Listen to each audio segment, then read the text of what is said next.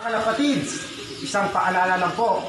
Pag kayo po ay pwede na o maaari nang makapasyal dito sa BioResearch BioPigeon, magsuot po lamang ng face mask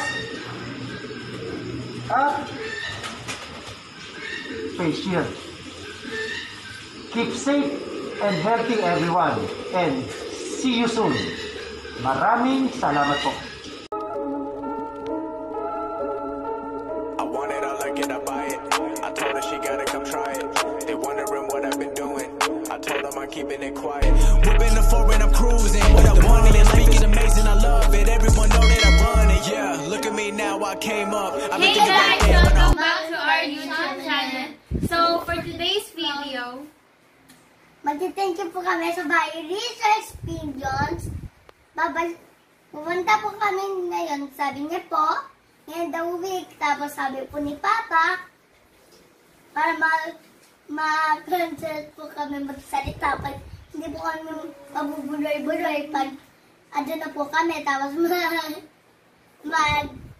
kapag magsasalita po kami sa YouTube channel nila.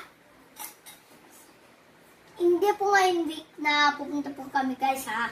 Matagal pa po kasi para mag-concentrate po yung salita namin. At may pandemic pa po. May pandemic pa po kaya tagal pa po kami pupunta doon. Kaya abangan niyo po yun guys. After ng pandemic po, pwede na po lumabas yung mga minors. And sasabihin din po namin yung mga names ng mga nanalo sa ginawa naming paraffle nung nakaraang linggo. Pati po kung ano po yung natanggap nila. Thank you po, BioResearch, BioPigeon, for inviting us na i-visit po yung place nyo sa Sukat Paranaque. Thank you po. Thank you po. Thank you din po kay Sir Allen Lee. Hi po sa inyo. And thank you po sa lahat ng mga foreign suppliers ng BioResearch, BioPigeon. So, if you want to get high quality and legit imported pure bloodlines, you know where to get them. Please visit BioResearch BioPigeon, and yung link po ng Facebook page nila nasa description box. Pakicheck nyo na lang po after nitong vlog namin. And fun fact lang po about BioResearch BioPigeon, sila po yung #1 bilihan ng mga imported pigeons dito sa buong mundo. So, ang ganda po, no? Sila yung mga bilihan ng mga tao about sa mga imported pigeons. And hindi lang po mga pigeons yung mga nandun. Meron din po mga lovebirds, mga fish, yung mga magagandang klase po ng mga fish, gano'n. And kapag na-visit nyo na po yung lugar nila sa Sukat Paranaque, may iba't ibang klase po silang mga buildings na meron doon.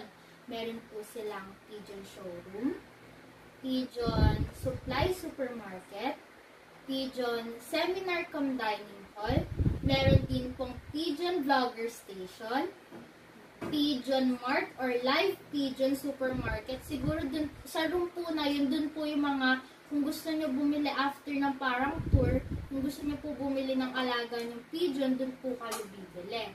Meron din pong 6-story pigeon condo, meron pong 5-story twin castle, and 6-story pigeon conditioning tower. And over 6,000 imported pigeons po yung mga nandun. Kaya ang ganda po, no? Like, wow! Wow! Kaya worth it po talaga yung pagbibili po kayo ng mga pigeons o kaya ibang animals. Doon po kayo sa BioResearch BioPigeon. And isa po yan sa pinakamasayang regalo at magandang regalo na natanggap namin kasi na-invite po kami ni Sir Allen Lee na i-visit po yung BioResearch BioPigeon sa Sukat Paranaque. Kaya Sir Allen Lee, hintayin nyo lang po kami dyan. Mapupuntahan din po namin yan. And hindi lang po sa ngayon kasi po dahil po sa pandemic, naghihintay pa po kami sa balita kung pwede na po lumabas yung mga minors katulad po namin. Kasi po baka mahuli kami. Kasi bawat lugar po na pinupuntahan ngayon, meron na pong mga parang suspicion po gano'n. Tsaka syempre, kailangan din po natin mag-ingat para hindi rin tayo makahawa at hindi rin tayo mahawa ng makalat na pandemya ngayon. Kaya, yun po, susundin po muna natin yung protocols na bawal muna lumabas. Kaya kayo wag muna kayo lumabas kung Stay at home po muna hindi naman tayo. kayo. At guys, bago po matapos yung video na to, syempre sasabihin po namin yung mga nanalo sa nakaraang live raffle noong April 25. Ang nanalo po ng 25 kilos of rice, si Sir Grant Sun from Muntinlupa, at ganun din po si Ma'am Mean Linogon from Quezon City, Commonwealth. Yun po, 25 kilos of rice po, sila pong dalawa yung guys, para naman po sa nanalo ng pair of fieldback kay Sir Alvin Yambao from Laguna, at ganun din po kay Sir Sean Rodelito Villarreal. German Beauty naman po, pair of German Beauty from Quezon Province. Yun po. Sana po nakatulong po sa inyo yung nabigay namin 25 kilo of rice kay Ma'am Mean and kay Sir Gradsun. And alagaan niyo po mabuti sa nanalo ng Fieldback and German Beauty, yung pair po na yun. Maging libangan niyo po sana yun, at malay niyo sa susunod, lumago pa po yung mga pigeons niyo kung nagsisimula pa lang po kayo. Kaya wag po kayong mawalan ng pag-asa na mag-alaga ng mga kahit mumunti pa lang pigeons. At ganoon din po pala sa mga hindi nanalo at hindi napigil dun sa raffle. Babawi po kami next raffle kapag every month. Sali po kayo lagi sa live namin or sa raffle namin. Sali po kayo lagi at patuloy pa rin po kayong sumuporta. At humihingi po pala kami ng sorry dun sa nangyaring technical difficulties po dun nung live na nagbabuff po yung live namin kasi mahina po yung internet po nun since linggo po namin nagawa yon. Tuwing weekends po kasi, mahina po talaga yung internet connection. Kaya, sorry po sa nangyari po na yun. First time lang din po kasi namin mag-live at mag-ano po dahil siyempre first timer lang po kami na YouTuber. At yun po, babawi po kami next time. Sali pa rin po kayo at suporta po kayo. Lalo na rin po, sorry din po pala dun sa sabi rin namin na sa mga hindi nakakuha nung 4 na paraffle, yung mananood sa live, makakapag-giveaway po. Hindi po rin namin yung nagawa kasi nga po dun po sa internet, hindi po talaga kaya namin mag-live at maggawa po nung paraffle ulit. Babawi po kami sa inyo next month or kaya this month. Basta po, yun, lagi na po kayo sa support. Guys, para naman po sa top fan for the week, shoutout po kay Jojet. Top fan po siya for 4 weeks na. Ang galing. Kay Sir Jerry Rufa, top fan for a week. Thank you po. Kay Sir Ryan Zerudo Sabido. Yan po. At new top fan po pala natin si Ma'am Deliza Quirod. Yan. At si Sir J.R. Montero, new top fan po yan. At si Mel Fernandez. Yan po yung mga new top fan po natin. Thank you po. Hallelujah! Hallelujah!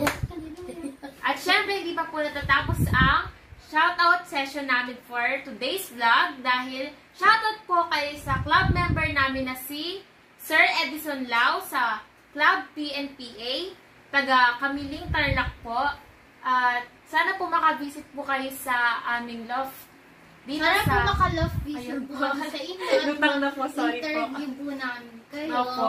Pero hintayin niyo lang po kami kasi bawal pa po lumabas yung mga bata Yan na po. katulad namin dahil po sa mga health protocols ngayong may COVID. Sa mga ka-club po namin, pwede po kayo mag-loft visit po pagkatapos ng pandemic or pagka pwede na po ulit lalabas. Yun po. Welcome po kayo lagi sa aming loft dito sa aming bahay. Sa munting bahay namin. Welcome po kayo lahat.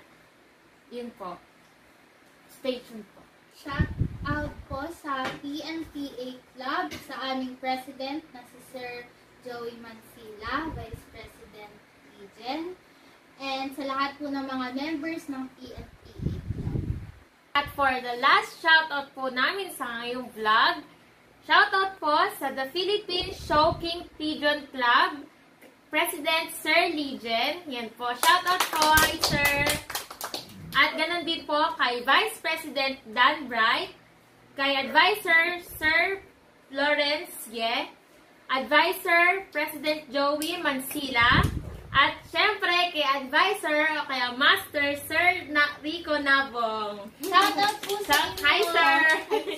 Sana po ma-visit na po namin kayo dyan, Sir Rico na. Guys, alam niyo po ba na may magkakaroon po ng upcoming Showking Pigeon Show, ang club ng The Philippine Showking Pigeon Club. Supportahan po natin sila. At syempre, hindi pa po natin alam kung kailan po yung magkakaroon. Pero i-update na lang po kayo namin kung gusto niyo po rin mag-support sa kanila. At yun po, stay tuned po kayo. Ipapost din po namin yun o kaya sasabihin po namin sa mga next vlogs namin. Kaya, yun po. Abangan niyo po yun. Kasi maganda rin po yung mangyayari doon pag sa mga show. Matutuwa rin po yung mga, lalo na sa mga nag-aalaga ng kalapate, yung mga fancy, yun po. Sila po yung mga sinoutout ko yung kasali po dun sa For invited us by your research pigeons. Wait for us with my sister and cousins. Tayo na lang po kami na i-visit yung lugar niya sa Sukat, Paranaque. And thank you po kay Sir Alan Lee. Hi, Paul. Thank you, sir. Hi po. Thank you po sa pag-invite. At excited na po kami pumunta dyan para rin mag-vlog at makita yung mga fancy pigeons. Ganon din po yung mga iba nyong. Actually po, Sir Alan, hindi pa po nakakakita ng mga animals. Kahit mga kahit mga